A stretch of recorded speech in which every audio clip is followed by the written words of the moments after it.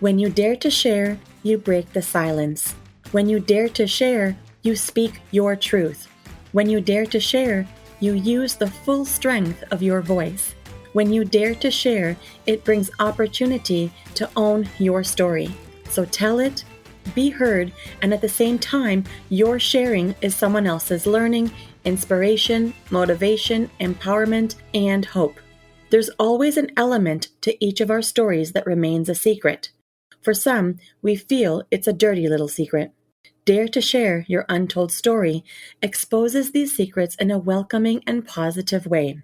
I encourage each of you out there to dare yourself to share what is yours to tell. When we dare, it is the courage to do something really important. Let this be a vow to each and every single one of us that we take risk, we brave, confront, and face what is, while inspiring and empowering all communities. So let's break that silence and tap into mental beauty. This is Salima Jadavji, your podcast host, a practicing clinical social worker, and your mental wellness connoisseur. Welcome to the Dare to Share Your Untold Story podcast, episode number 10. Transformation began the moment she exposed her secret. To all my fellow listeners, before we get started, I'm just dropping in a note to give you a heads up that this podcast might be emotionally triggering for you. We do invite guests onto the show who share openly about extremely difficult life moments with exposure and impact of what the struggles have been like. The intensity of each episode could have a variable impact on your emotional and mental well-being based on your own personal story. If at any point the topic becomes uncomfortable or upsetting to you in any way, please do not pressure yourself to listen. Instead, be kind to yourself, do some self-care, and perhaps give another episode a try. Today I introduce you to our guest, Reena Ruparelia. She is a mindfulness junkie, a hope dealer, and a wellness warrior. She's on a mission to help people awaken to the present moment so they can feel their best and be their best each and every day. She relates to those who experience the common stressed, tired, and overwhelmed by life. She has created a lifestyle where she shows up as a mindful living guide and helps people feel good in all aspects of mind, body, and soul. She is also the voice behind at psoriasis_thoughts, which is a community that empowers people living with visible skin conditions to love and accept themselves as they are. She's been featured in Glamour UK, Women's Health, and Dove Derma series, just to name a few. Hi, Reena. Welcome to the Dare to Share Your Untold Story podcast. Hi, Salima. It's such an honor to be here. Thanks for having me. Oh my goodness, I'm so excited that you're here. I'm not just excited, I'm also grateful to have you on the show today, and especially for your willingness to be open and to share, and also for your support in taking a stance with me to help break barriers of mental stigma. Thank you so much. It's, again, an honor and wonderful to have the opportunity to share and the space to open up in this way. So great. As you know, Reena, this podcast is about bringing forward untold stories that people go through, whether directly about a mental health struggle or something else. And we know that no matter what the story is, there is impact on one's own mental health in some way. And usually that's the part that gets tucked away. So this platform serves in a way to break the barriers of mental stigma that have been conditioned in our society. So we are here, really encouraging people to share and tell what individuals typically have reluctance for revealing. And of course, let's set a new trend, and I like to call this mental beauty. So, Reena, are you ready for where we are about to go? Ooh, it sounds like it. And I love the term mental beauty. Let's do it. Beautiful. That's it. It's the new notion. Let's spread this new message far and wide and make sure that people know what it's all about.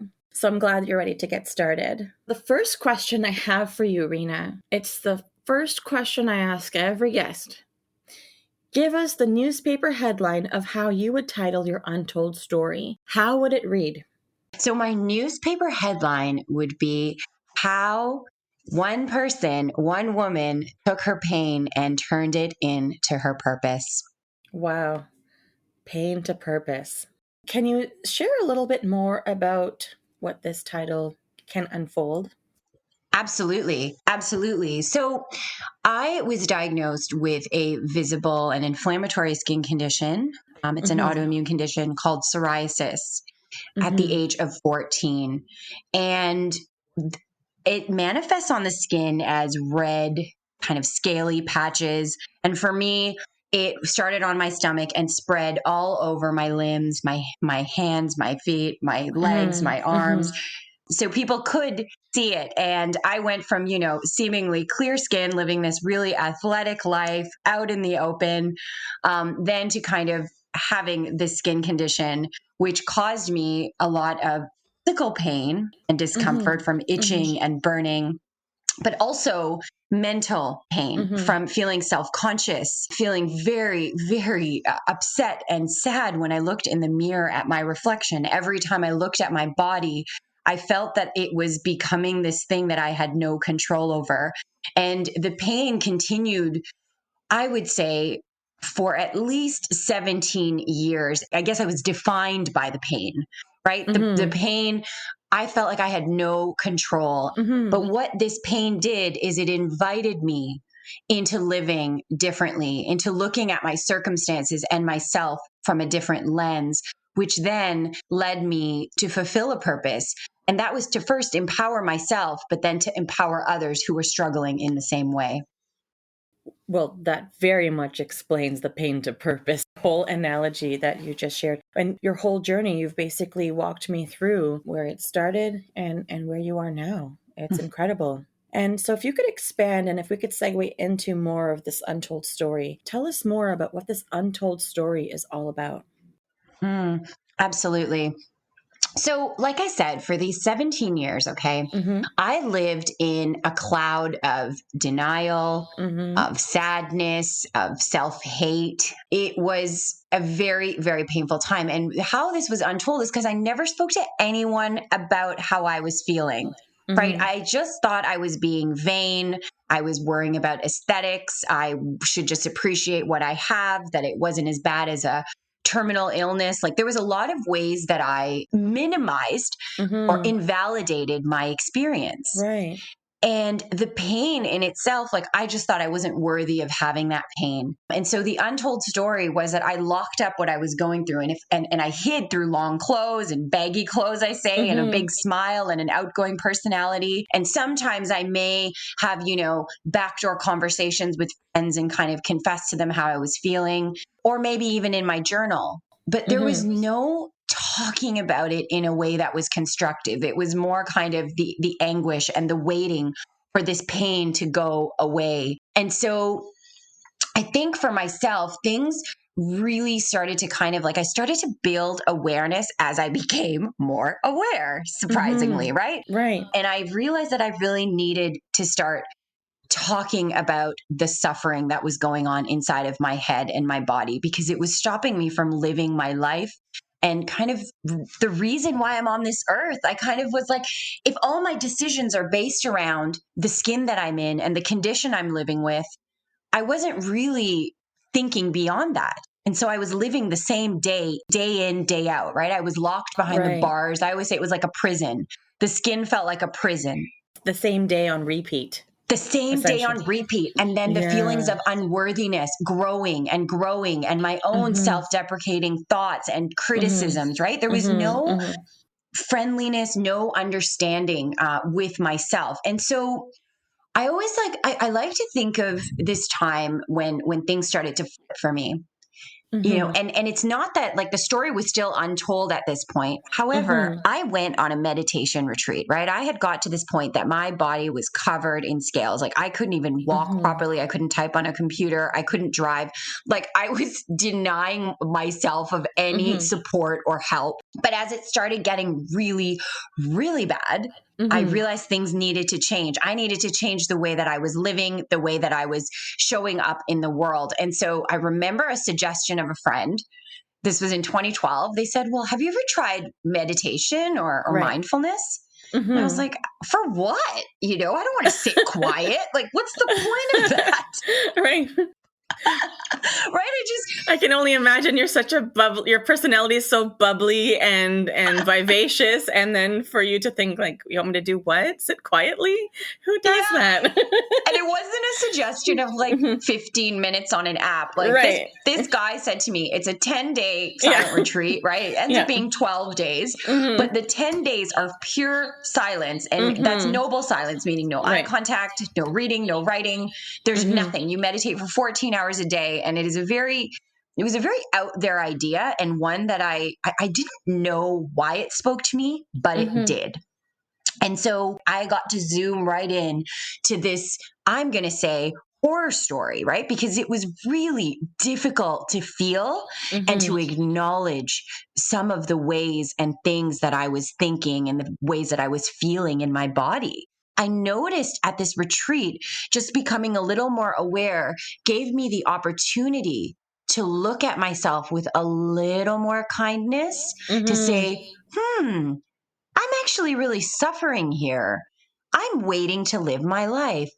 This is really tough. You know, it's like I had an out of body experience to actually look at myself from a different lens. And so I would say that nothing really changed for me in terms of the outside circumstances. My skin didn't miraculously heal in 10 days, right? If anything, it was worse. But I left that retreat a changed person, because all of a sudden there was a softness, there was an awareness. It was no longer kind of this program that was playing, or this tape playing in my head on what I thought my life was supposed to be and how I could live. And I started to hang out in the idea of or the concept of curiosity, right? And really start to say, well, what is possible for me? Yeah, I'm hearing you talk about this revelation that you had. And it sounds like this was the pivotal moment where you could acknowledge the suffering for the first time. And so when you talked about those, few backdoor conversations that you may have had with friends back in the day, or the journaling, that was all like secret anguish, right? Like secret writing and just kind of trying to sort through the mess, but not really know what it all means. There was no openness in talking about it openly. And it seems like this moment for you, the acknowledging the suffering, got you to the place to just get curious and gentle and then open. And then the cycle repeats, right? Curious and gentle and open. Yeah. Yes. Curious, gentle, open. And with the curiosity, one of the most beautiful things that came from that was self-compassion. You ask yourself the question, what do I need in this moment? That was the question. What do I need in this moment right now?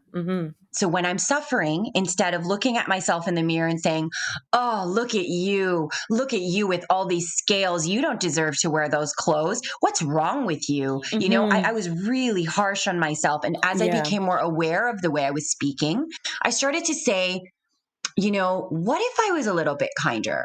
What if I asked myself what I need? What if I looked at myself as someone who was suffering? And as I did that, I started to unlock more. And like you said, the cycle just repeated, right? Like being kinder to myself, gentler to myself, opening a little bit more. And so I started to kind of have a revelation that I needed support.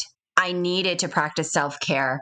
I needed to validate and acknowledge my feelings. I needed a place where I could talk about how I'm feeling. And a whole grocery list of more things came up. And so it was a beautiful realization for sure. And a difficult one at that. Right. And Reena, can you tell me more about how you were affected having gone through the psoriasis? It's 26 years in, for sure. Yeah, for me. 26 years in. And so it sounds like when you were telling your story and you've been telling it, it sounds like you spent some time in shame. Yes. And in hiding. So tell me more about that. And I guess that's what I was meaning. Like, how were you affected by all of this? Because it's one thing to talk about the journey and where you're at now. So I guess I'm inviting you to kind of go back in a little bit into the process. Wonderful. Thank you for bringing that up. And the word shame is one that resonates deeply with me. I was ashamed of everything about myself because of my skin. And meaning, so as soon as the skin problem started, right, as soon as the dots started spreading and growing and now starting to be visible to everyone that I met, I started to feel very unworthy of anything good. I thought Mhm. that feeling good was not an option for me. I Mhm. thought that having any type of dreams or desires to find a partner, to go to a certain program in school, to Mhm. actually be the person maybe that I was called to be deep down inside. We all have that intuitive voice. Mhm. And that part of me I didn't think she was worthy of coming out and being that I had to keep it locked up and hidden because Mhm. I had this skin problem. And so the shame drove me to do a number of things because the feelings were really strong as well, right? Because you feel like I felt so much shame, I found myself like wearing body makeup, stockings everywhere, like I said. So on a physical level, like I dressed in really baggy clothes so no one Mhm. could see me. I remember wearing like gloves and really long tops when it was Right. not appropriate. And then I would say in terms of romantic relationships, Mhm. settling for much less, and people who didn't always treat me the way that maybe I desired to be treated because I Mhm. thought that I should take what I can get, because why would Mhm. anyone love me when I look like this? Why would anyone even want to like even be intimate with me, to have any type of Mhm. relationship when I was Mhm. so unlovable? And of course, this was my own thought. And Mhm. so I found myself settling there. I found myself settling in the jobs that I chose and Right. the places that I went to school. I made sure that I stayed local for school so I wouldn't have to go to a residence outside, right? And Right. stay with strangers. So I Right. stayed home and went to school right down the street from my house because it was familiar Mhm. and because I knew it. Even, I would say friends had always been so kind and open to me. I was always very blessed with wonderful friends, but I found myself overcompensating with my personality again so I wouldn't Mhm. be rejected. So Right. I feel that the shame manifested through all aspects. And I also think about my health, and how I didn't think I was a quote unquote healthy person. So Mhm. I'd numb out a lot, right? Whether that was through Mhm. alcohol. And that started in university for me, just drinking a lot because I found that it was a nice escape, even though it caused my skin to get more inflamed. I Mhm. just thought, well, that's the way it is. So at least this helps me. So there was a lot of ways that the shame manifested, the pain manifested, and it was all from this feeling again of unworthiness and that I didn't think I deserved anything better. It was a Yeah. hard place to be, for sure. That is a tough place to be when it's encompassing every aspect of your life and showing up in so many forms, and when that inner critic just won't shut up. Right? It just doesn't sound Yeah. like it gave you a break at all. No, never. Never did. And Right. and she continued, Of Mhm. course now with wisdom and with time and with age and with understanding, I'm able to see what that critic was doing, trying to keep me Mhm. safe so that I wouldn't be rejected or left out. And I thought I had to be a certain way to be part of the tribe or to be accepted or to be part of a group Yeah. of people. Right. And so I totally, Yeah. I love that part of myself, but I Mhm. also know as that person I was, it was tough, absolutely tough. Yeah. Absolutely. I mean, the inner critic, that is like the fight in the fight, flight, or freeze response, that threat response. And you're right. It is a safety behavior. It's trying to keep you safe. It was protecting you. So it served you well for a certain period of time, at least in the best way that it could, the way it showed up. But now recognizing how limiting it was or what it disallowed you to move forward in, sounds like you have a lot of clarity about that now. Absolutely. So, Reena, I always look at journeys in the process of three places based on how I see people in the therapy room, in the space for therapy. And, some people, when they start with me, they're just getting started in their process, they're in the middle, or they're looking back. What part of the journey would you say that you are in? Would you say that you're looking back, in the middle, or getting started? You know, at first kind of listen to that question, I want to say that I'm at the end of my skin journey. Mm-hmm. However, I will say that I think I'm somewhere close, in the middle to the end. So somewhere Mm-hmm. maybe going back and forth between both of those phases at times. And I Mm-hmm. say this for one reason. So I will talk about a little bit about what I do probably after this in terms of the advocacy work and skin positivity movement Mm-hmm. that I'm part of. But Mm-hmm. in terms of right now, when I look at myself, I'd say most days I'm in a place of acceptance and of self compassion, of self love. I practice self Mm-hmm. care. I really value, honor, and respect Mm-hmm. myself. I look in the mirror with kindness. Mm-hmm. And at the same time, last year I went, one of the things when people, and I don't know, maybe this is for everyone who may have something that's visibly different, right? Mm-hmm. That you can see on the outside right away. And maybe even some of the things that are hidden Mm-hmm. inside. But when you go on a beach and put on a bikini, that Mm-hmm. is daunting, for a lot of us. And for myself, it was extra daunting because of my skin. And I'd been Right. able to keep my skin under kind of clear, and I've had the right treatment, but it flared up last November, November before. And I went to the British Virgin Islands for a sun vacation. And Mm-hmm. I went right back to the place of shame and of Mm-hmm. like getting nervous, and all of those feelings rushed in. I felt myself, taking off my coverall and my heart beating fast, the sweat starting, looking Mm-hmm. around, trying to find the most kind of hidden place on the beach because I didn't want people to see me. There was this fear that I'd be rejected, that people would run away from me, think I was contagious. It was very interesting in a Mm-hmm. way because Mm-hmm. I didn't let myself go down the, oh my gosh, put your coverall on and go home. That's what I'd normally do. Take a bus back to the hotel or whatever. I thought, no, I'm going to sit here and I'm going to feel this Mm.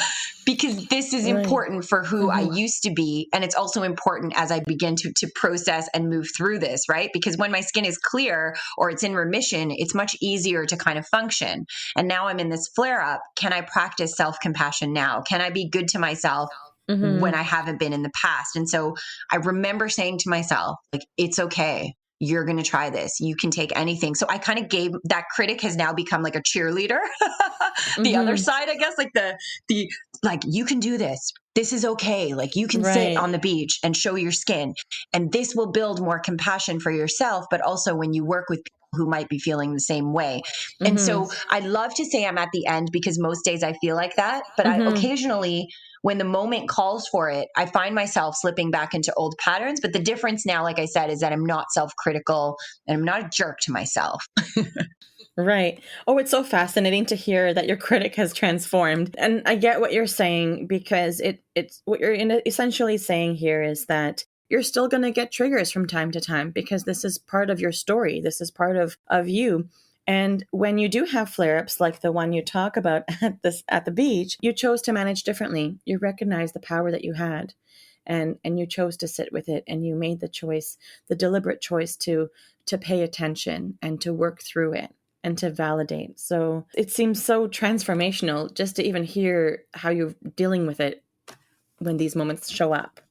I love, the word choice, a Mm-hmm. deliberate choosing, because that's Mm-hmm. exactly what it is.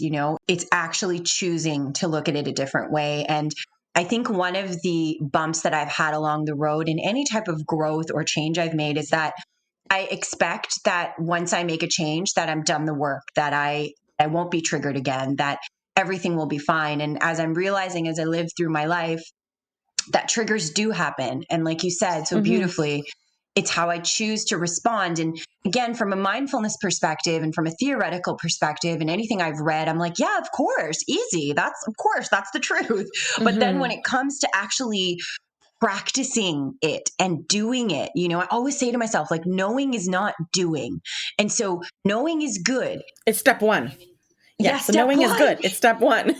But doing is the extra, is the added piece. Yes. Yeah, when I'm triggered, how am I choosing to respond? And Mm-hmm. some days I fall on my face, and I do go down that rabbit hole on occasion. However, like I said, Mm-hmm. I'm able to pick myself up. I'm able to reframe, reach out for help when I can't see through, whether that's through therapy, whether that's through a support group, whether that's through talking with Mm-hmm. friends. I'm learning how to be every day, so I'd say this is a Mm-hmm. constant and consistent practice for me, choosing and choosing and choosing again. Yeah, your choosing is evolving. So, when I'm hearing you talk about this, I just sense that you have this solid sense of dedication. I can hear it in your voice. And a couple moments ago, when I first asked you this question, you talked about how, you mentioned self everything. I have self-acceptance. I show myself compassion. I self-love. I self-care. I self-respect. I have kindness for myself. And it seems like because you are abundant in all of this now, you've been able to get to the place to give others, and then still know when you need to give to yourself, and then still know when you need to ask for yourself. It's beautiful. Thank you. Thank you. It's not Mm-hmm. selfish. And that was a huge Mm-mm. revelation for me because I thought it was Yes. previously. A lot of us will say what I've realized through just experience is that when I'm able to care for myself and my needs and I prioritize that, then Mm-hmm. I show up in the world for others in a way that makes me feel proud and in a Yeah. way that I'm able to be true, supportive, and Mm-hmm. there for others. When I treat myself well, then I can Yes. reflect that out to others. And so Yeah, it's a cycle of resourcing. So what you're talking about is exactly what Dr. Kristen Neff talks about all the time as well. But it's that abundant mindset, right? And when I say resourcing, it's about having yourself full. So you have everything that you need. So you're leading with a full cup so that you're able to give from a full cup. And if you don't have your cup filled and you're spreading yourself, then you're going to dry out. There's nothing else left to give, right? And that's when we start seeing tensions in relationships and whatnot. And then to your point about selfish, yes, it has such a negative connotation. We hear the word selfish and we automatically, it's judgment, right?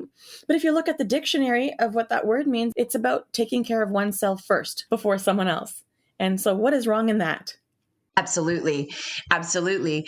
And now it just seems again that it's necessary versus optional Yes. because when I was living in that place of lack, right? So of not feeling good enough, of feeling unworthy, I was living very much from this critical place, but also from the outside in, looking for validation from others to say I was okay, and also assuming that others, wouldn't like me because I was a certain way, and therefore I was showing up in my relationships not open, not ready to listen to others, but instead I'm consistently and constantly protecting myself.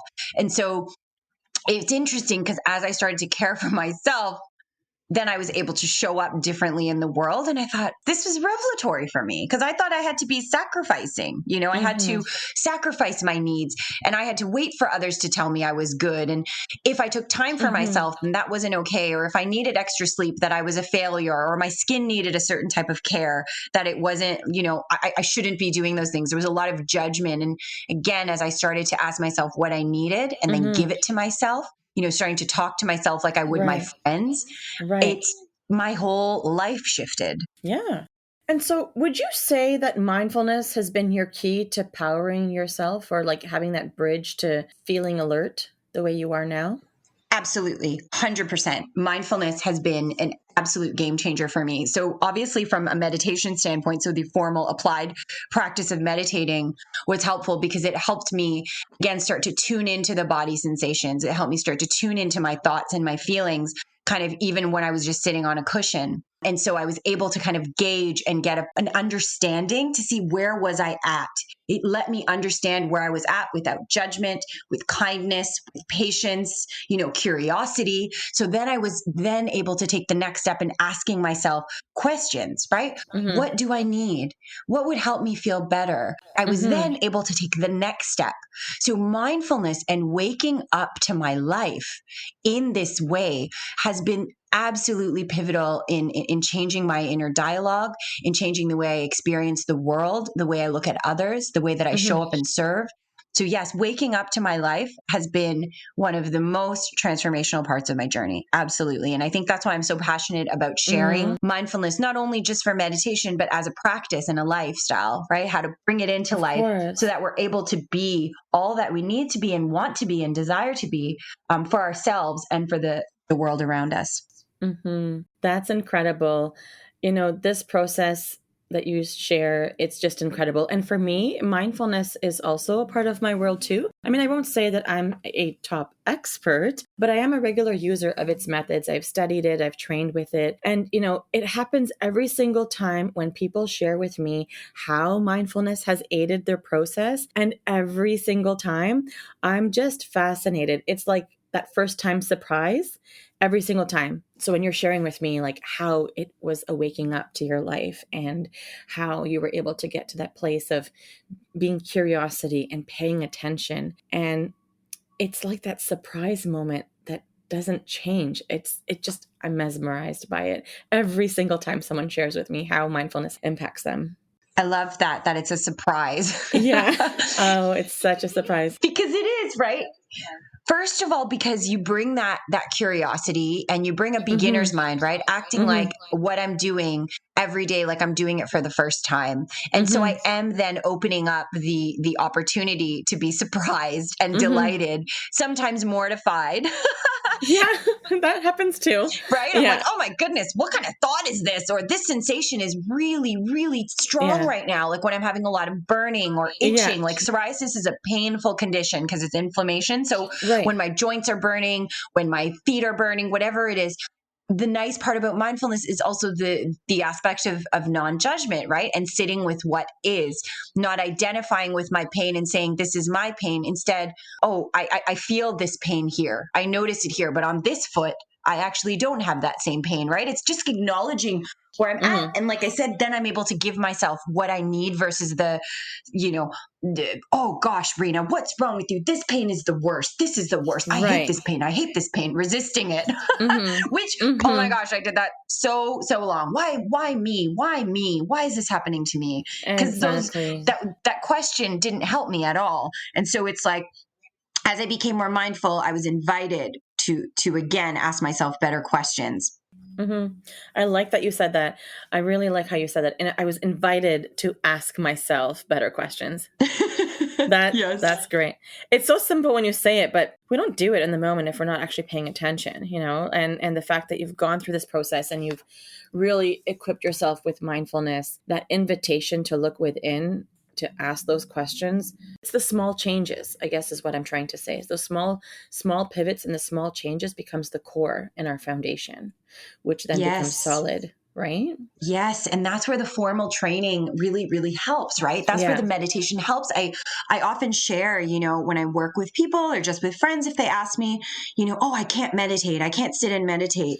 Because the formal practice is a really important part of learning how to pay attention. And, in the good days and the times that are great, it's easy to sit, and when it's hard sometimes, when the body hurts for me, for example, or my mind is extra turbulent one day or another, or I'm not feeling that great, sometimes it's very difficult to sit. But I always say, like, Sharon Salzberg says this, we don't meditate to become the best meditator, but we meditate, and I'm paraphrasing, we meditate to become good at life. Yes. Right. So that so I can respond versus react habitually to my life and circumstances and all my thoughts, feelings, and everything going on inside and outside of me. Absolutely. Responding versus reacting. It's such an important message. Yeah. Tell me, what would you say that you're grateful for with encountering this journey with psoriasis and journeying through body positivity?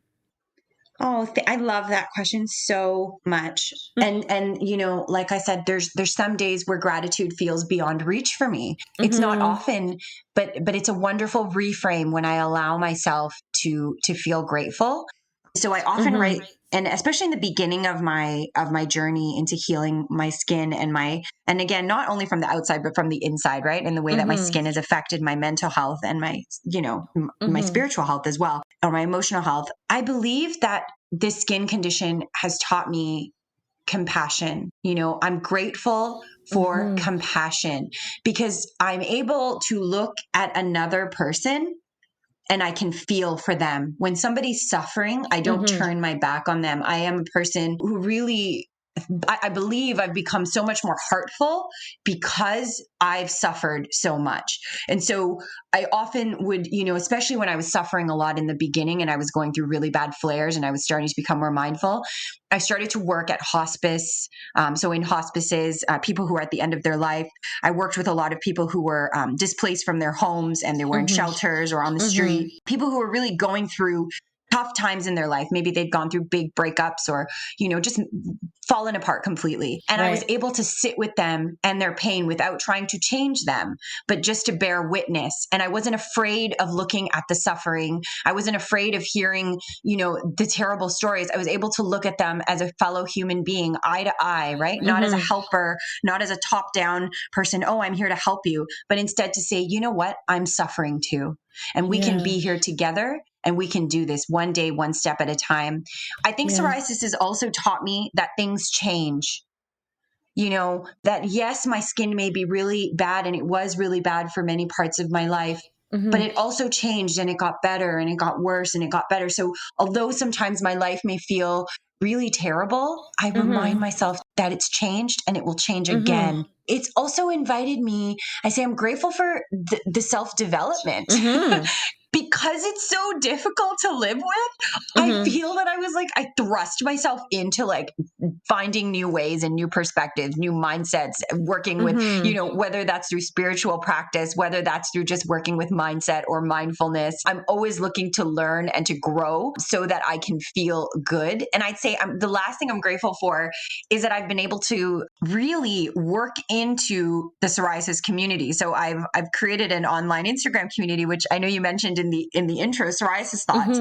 And that was created as a support for myself when I was first starting to wake up from my pain, right? I started it as a support for myself, as a, quote unquote, coming out of hiding, of living with the skin condition and starting to really share my feelings and my thoughts and how this is a really a journey of ups and downs, right? This is not me healed.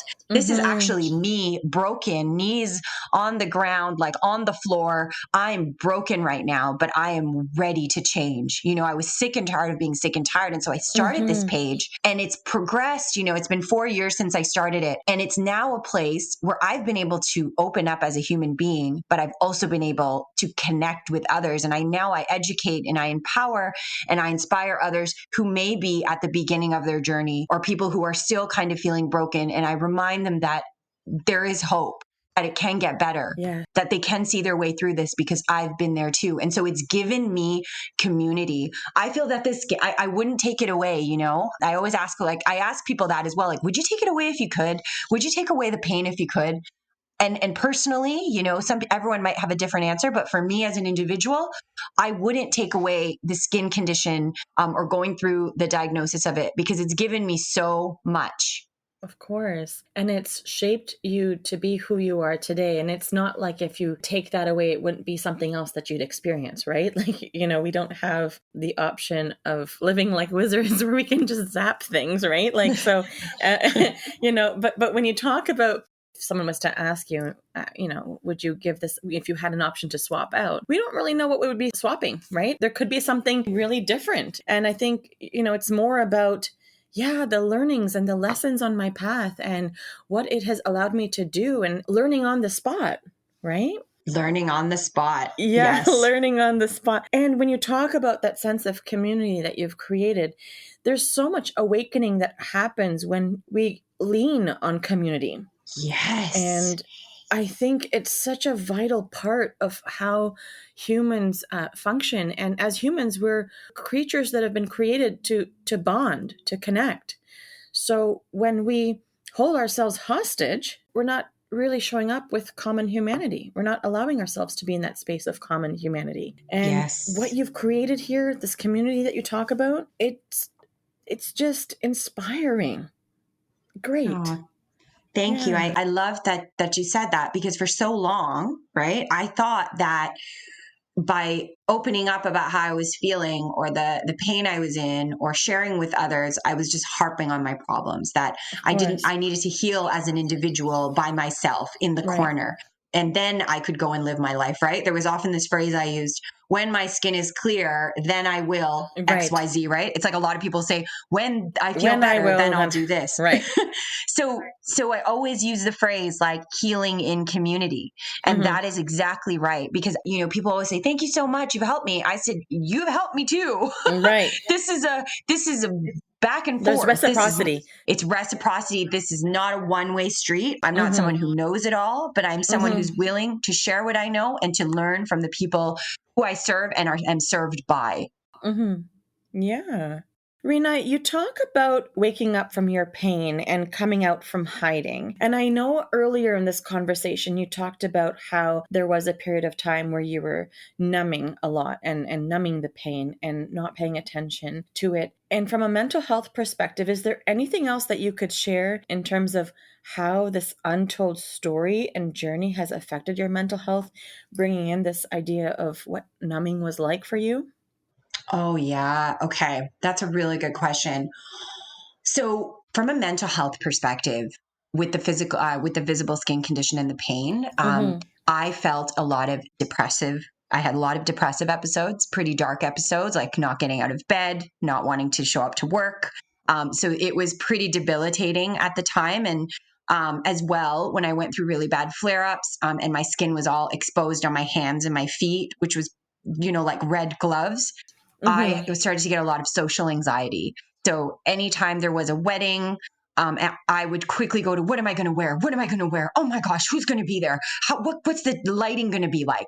Anything new, any type of new experience. There was a lot of that, and so I started leaning on substance, whether that be alcohol or Mm-hmm. cannabis. Um, I started leaning on substance really heavily to numb the pain so I didn't have to feel anything. And sometimes it helped, and other times it exacerbated the symptoms. But it did help me forget for a little while, right? Even if it was just a night or a day. And I would say, like, it helped me cope to some degree, but it didn't let me face what I was actually feeling, or acknowledge it. So a lot of the times when the anxiety would get real bad and I'd numb, I just wouldn't show up at places at all. My friends started to joke about, that I was like ghosting them, right? I never would show up. I wasn't able to. So from a mental health perspective, the Mm-hmm. numbing was through that, also through food. I ended up gaining about 50 pounds through again, for people in curvier bodies, that's not, I always say, like, it's not to shame anyone who's in a different type of body than I was. But for Mm-hmm. me, I'm 5'10" and in a pretty slender frame. And so 50 Mm-hmm. pounds on my body put a lot of stress on my skin and my joints, right? I wasn't in a body that felt good, although it looked okay. I felt terrible. And so gaining that weight, it kind of kept me safe. I think the Mm-hmm. food helped me feel better. Shopping helped me feel better, even if I wasn't going to wear the clothes. So there was a lot of ways that I tried to, I guess, cover up the pain, cover up what I was feeling, and just distract myself for a while. But I felt so down still. It Mm-hmm. numbed me, but I always unnumbed after, right? I always had to wake up and face myself in the morning. And that's Right. when I was still in the same position, going through the same cycle. Yeah, it sounds like that was your way of feeling control of the situation, covering up the pain and feeling that safety of, even if it was just a distraction. And when you were talking about, it didn't necessarily solve my problem, but that break that I got helped me cope. So it's almost like you had a pause, but the pause was just to escape, not to manage. That's right. Yeah. And all of the other aspects that you mentioned, the distraction, the shopping, the food, it's a way to keep things in control, keep things in check, feeling like that's something you could manage or replace. It's like it's a replaced Yeah. like behavior replaces something else, but the true core of what was going on was still hanging out and waiting for you to acknowledge it. And then you did, right? Thank you. Yeah. I remember going alcohol free. That was a big one for me because I was drinking a lot. And that was much later, much later after my mindfulness journey. It was 2016.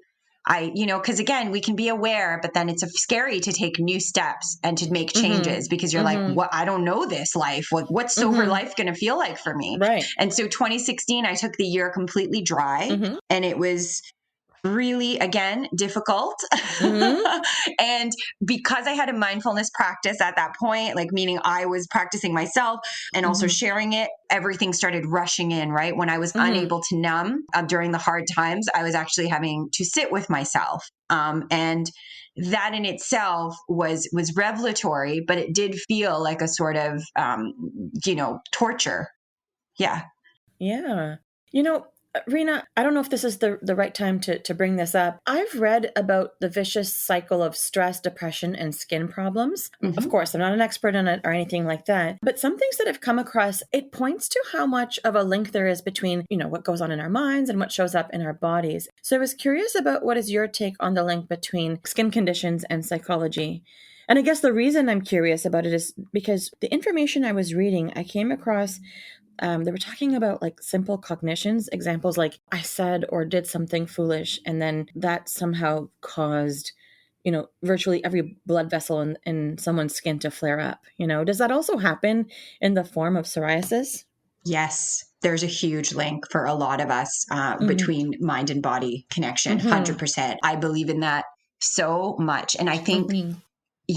I look at it in a few ways. So there's also some talk about, what we put in our mouth and what we ingest can affect our Mm-hmm. skin, right? So if I'm eating inflammatory foods, if I'm drinking alcohol, if I'm doing all Mm-hmm. these things, then it's going to make my skin worse. However, I think that if the body's stressed, right, and it's in that fight or flight mode, and it's Mm-hmm. always kind of like in a place of like high stress, then the food can't work, the meditation can't work, Mm-hmm. the medication can't work. Like any of the ways that Mm-hmm. I would be trying to take care of myself, it won't Mm-hmm. work because my body is in this high stress place, right? It's just Mm-hmm. trying to keep me alive. So I always say to myself, like, I have to feed my mind, I have to take care of my mental health in that way. But another way that it manifests is when we get a flare up. So let's say I've something's happened and I've gotten a flare up, whether that's like a psychological event. Like, for example, my father Mm-hmm. passed away in 2018, and I had been in remission for 2 years, and Right. he passed away suddenly. And of course, like,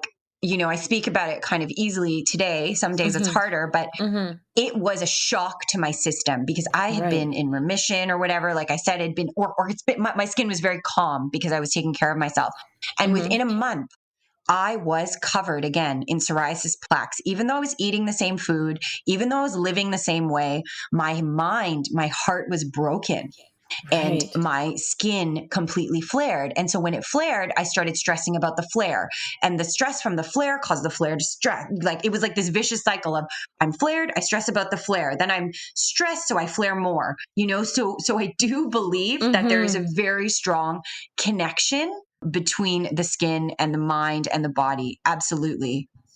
Wow, thank you for sharing that. That yeah, it's such a connection, and I know I read about it. It's one thing to read about something, but getting your personal take on it, and for you to share that story that exemplifies this link that research and articles talk about, it makes me so much more curious. In the whole, on a visual level, the skin, right? The skin, as you mentioned before, it's so visual. So the skin is the most noticeable part of our body that could be impacted by psychological factors. Yes, absolutely. And this example proved it to me as well. Right. Cuz like Yeah. going through it I was like, "Oh, this has to be true."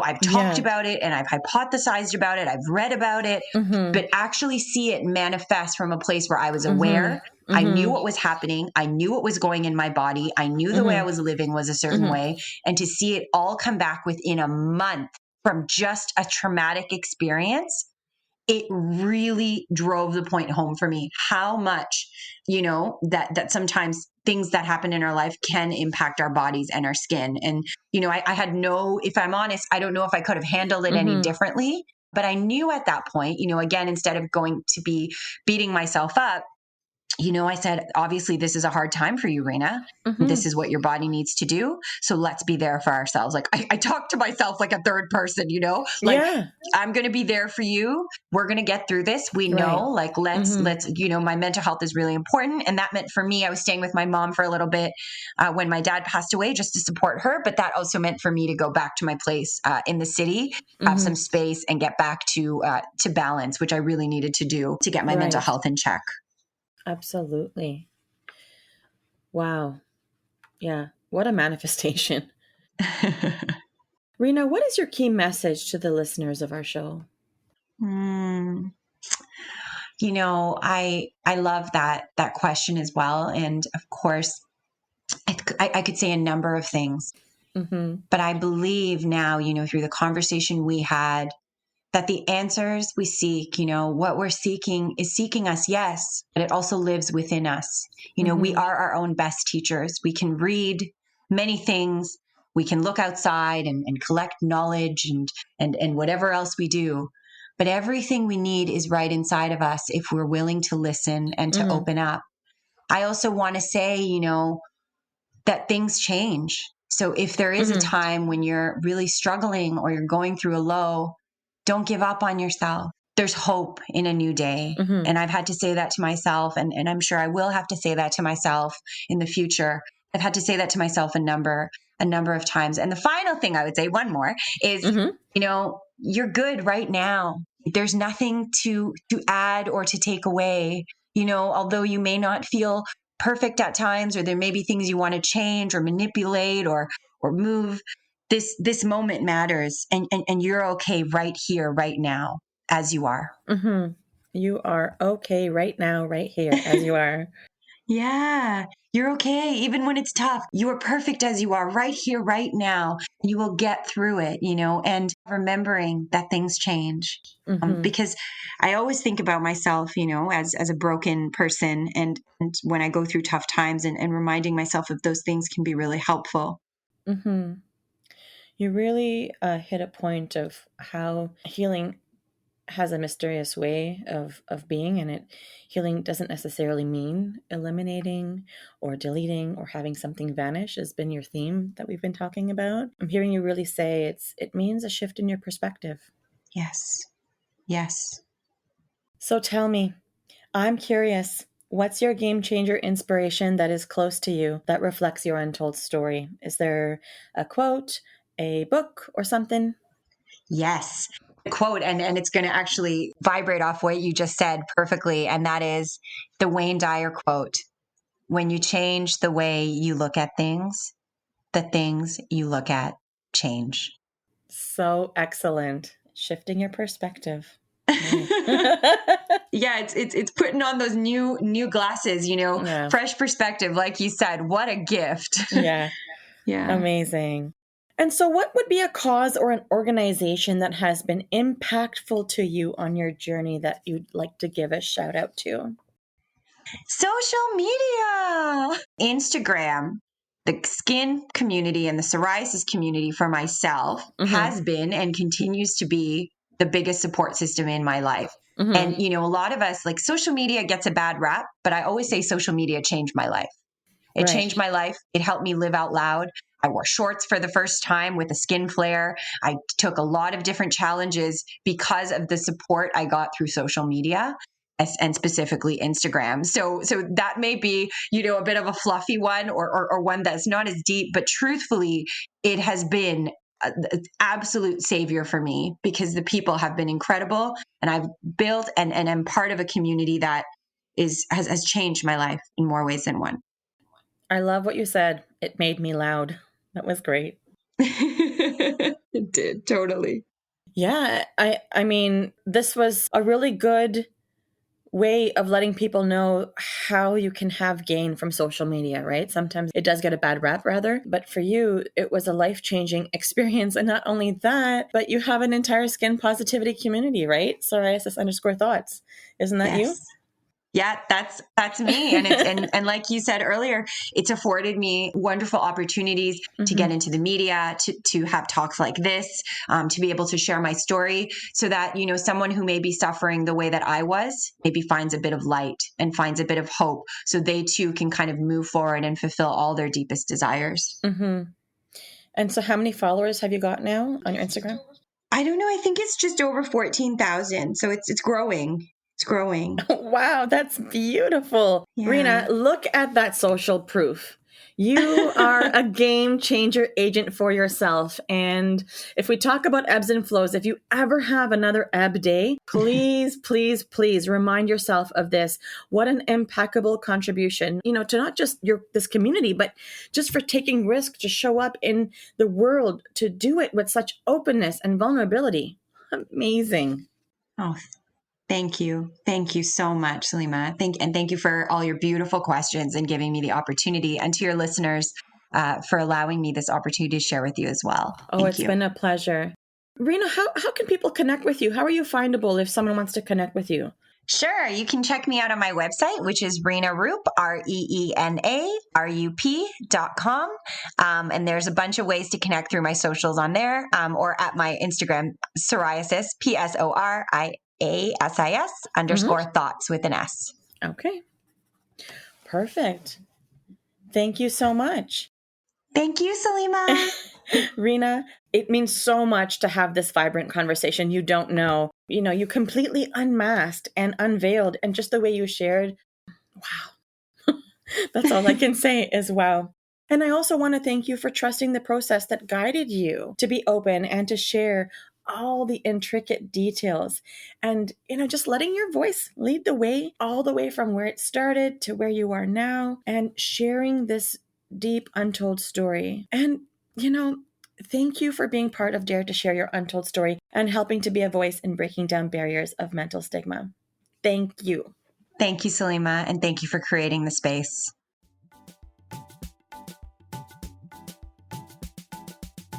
To all of our listeners, if you like what you've been hearing on this podcast and you want to be part of breaking down barriers of mental stigma, I invite you to go wherever you are listening to the episode and hit subscribe. Leave us a comment or a review of the episode and maybe how you relate to it. To learn more about what we offer, visit www.daretoheal.co. And if you are feeling ready and brave to share, please submit your story by visiting www.daretoshare.co. Thanks for joining in.